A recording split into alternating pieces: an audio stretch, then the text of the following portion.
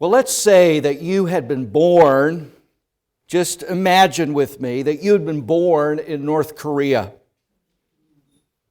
You grew up speaking Korean, and your eyes were slightly slanted, but you didn't notice because everybody else's eyes were the same. Your parents struggled to grow food for you, and you often went to bed hungry, but not before you bowed at the picture of your supreme leader and gave a word of worship and praise before his picture. You didn't see your dad a whole lot because he was a member of the People's Army and he was gone most of the time and only came back occasionally around a special holiday. But your mom knew God. She taught you the Bible and read it to you, but she told you you are never to mention his name outside this house. Reaching adulthood, you decide that this country cannot be your home. You have got to get out.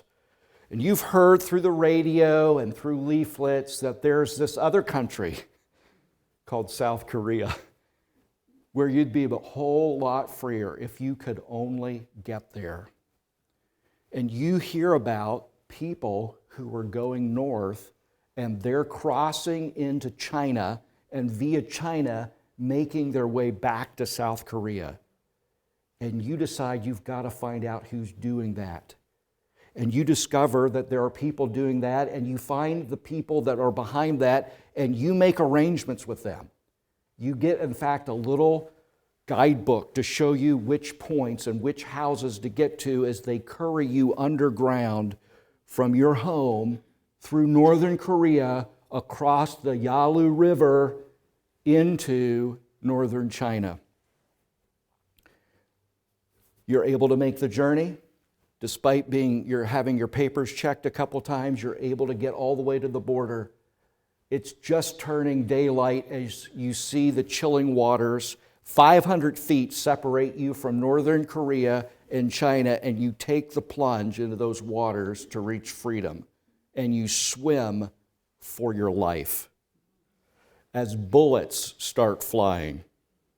On the other side, you're able to make it. There's a rendezvous party waiting with a warm blanket. They secret you away into northern China because if the Chinese authorities find you, they're shipping you back to North Korea, and they are able to skirt you around where you're able to take a ship over secretly and you reach South Korea and you make it. What I have just described really does happen. There are people doing what I just described. But that's not why I told you the story. You see, your own journey to Christ follows a similar course. You were born into a land that's under a curse, under a dictator more ruthless than Kim Jong-un. He has kept you in bondage under the fear of death all of your days. And one day, you heard about a man who could help you escape. And his name is Jesus. He told you there's a land of bliss far from here, but if you follow him, if you follow me, I will take you there to a land of bliss. The invitation calls to you and you accept. You get his guidebook and you start following it. And many of you are, because you have your eyes set on a country.